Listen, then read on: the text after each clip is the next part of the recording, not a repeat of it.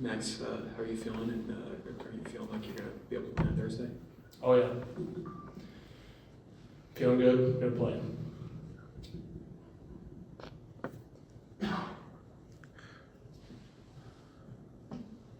Follow-up, what have you been dealing with, and what is kind of missing these last couple games? What have you been working on to try to get back? Getting healthy, but really just trying to be there for my teammates still. I know it's been hard. Just on more of my mental side the last 3 games, not being able to be out there and play. But I got to do whatever best for me to get my body in a position to be out there with the guys and play in these games. But I think I've put myself in a really good position to make a deep run here in this Big Ten tournament and this NCAA tournament.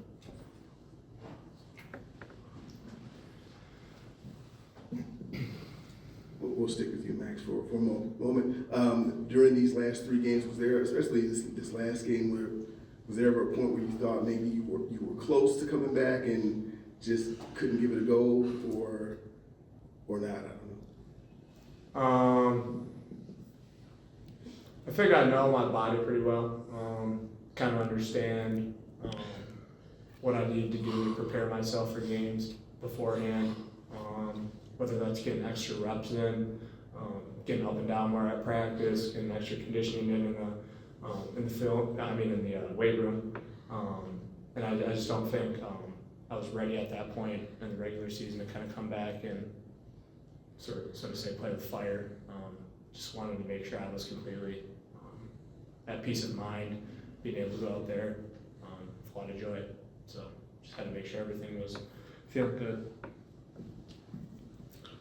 Max, staying on that same page, Big Ten tournament, you've been here a couple of times. Mm-hmm. Last year, you guys played 4 straight games. Do you feel like you'd be ready to play? If that happens, 4 straight games, or do you feel like there might be more of a restriction if you guys go that No, game? playing all 4. For sure. I mean, playing all 4.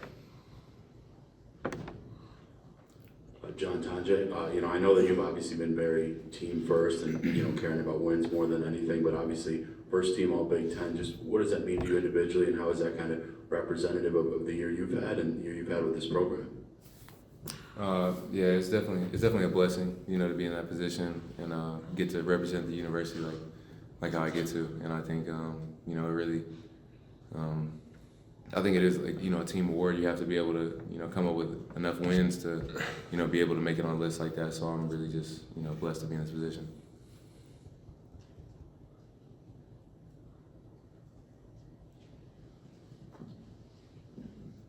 For all 3 of you, John, you also were here last year. Max and John Tonje, you guys are both seniors. Big Ten tournament is a bit of a different feel. You guys could potentially play 4 games in 4 days.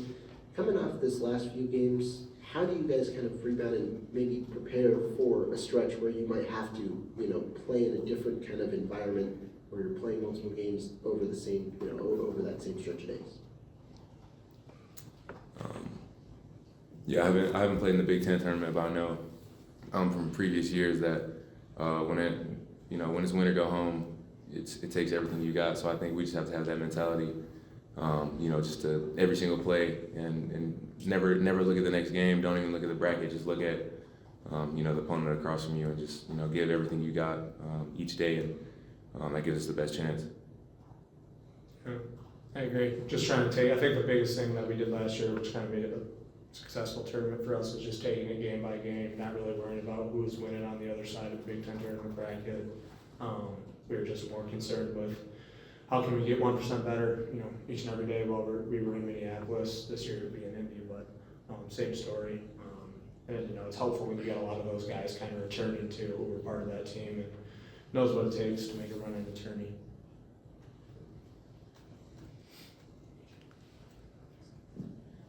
Max, I saw you posted earlier. You thought it was laughable that John Blackwell was in Big Ten. You're laughing right now. You can't even ask a question.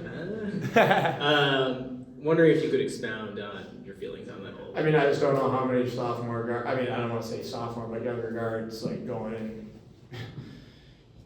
in. Have a point guard that left last year that was ball dominant for us and ran most of the show for us, and that was big shoes for JB to fill. And I think he did everything in that then some. So, he averages 16 a game, 6 or 7 boards, 2.5, 3 steals a game. I think he impacts winning at a really high level too. I think it goes beyond the stat sheet. I don't know. Don't know. Sorry, JB. We know what it is though in the locker room. Like, I think that is one thing though that this team really does have is it's awesome. Like, I'm so grateful that we have these guys and they get these awards, but I know these two up here, they're more concerned with kind of winning, making this run. At least John is, us old heads up here. Oh, y'all are both John, but JT, I'm making a run of you two, JB, right? Yeah. Okay. That we're on the same page. John, curious, do you have any feelings on that? Seeing the news, do you have any feelings? Yeah, it is what it is. I can't really, all I could do is go out there and play. Can't vote for myself or can't encourage somebody to vote. But I just feel to the fire, I feel like I got snubbed last year the same way with freshman year. So I think I'm fine with the position I'm in. I just keep working, keep getting better. I've been underrated and doubted my whole life, so it's not new. So.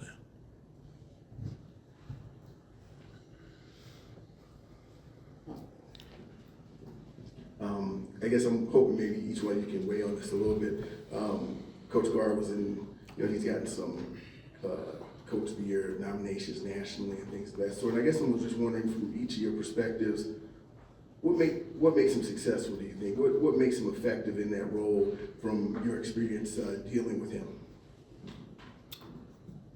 I'll start.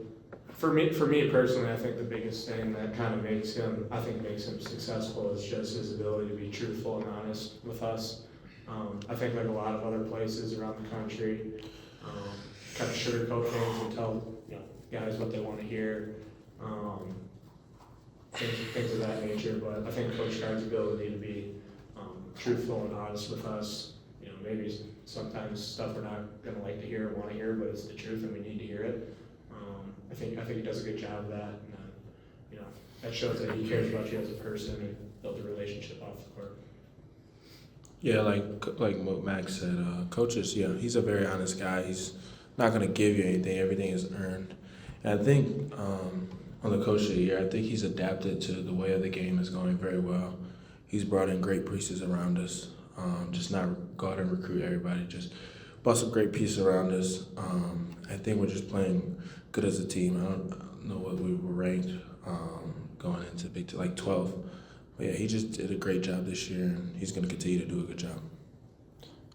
Yeah, I think Coach is super humble, and he leans on his assistant coaches, which is I feel like a huge thing. And then also another thing is just like he holds everyone accountable. I think me being like first team or whatever, he yells at me just as much as anybody else on the team and holds us all accountable, including his own son. So I think that just goes to show that the guy he is and the character he has and the expectations he has for everyone wearing a Wisconsin jersey. Anybody have anything else for JB, as I know he has a commitment at 6? This is just for all of you guys. 3-point shooting has been a big part of your guys' formula for success this year. The last 5 games has kind of been where it's teetered a bit, shooting around 28%. Have you guys seen something different in the looks those last 5 games? And how confident are you, especially Max, you coming back in the lineup, that you guys can kind of get back on track with the threes going into the tournament? I think we're at a really good spot. I know most of the threes that we get are the right ones, they're the good ones, the ones we want to shoot. And that's just kind of moves at the end of the day. Sometimes you're going to hit the open one, sometimes it doesn't fall. But I think what that's shown us in the last couple games here is areas we can impact winning without being able to shoot the ball. I think it showed us, we can win games defensively, can win games on the boards.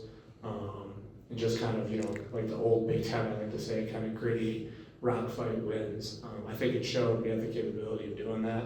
And once the threes start falling, that sort of opens up everything for the squad.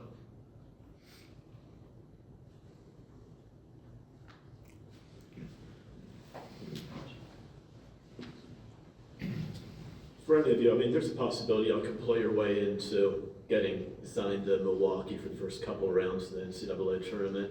How much is that? How important is that to you to kind of be able to play closer to home, or is that something you're thinking about at all heading into this tournament? I think it'll be a great opportunity for us. The Badgers travel wherever we go, so it's awesome. I love it. Like even Greenbrier, wherever we went, I know the Badger fans were there. But yeah, it would just be awesome. Not too far from the crib, and just put on for the state of Wisconsin. Carter Gilmore said it was awesome there a couple of years ago. I think they played Colgate and then Iowa State.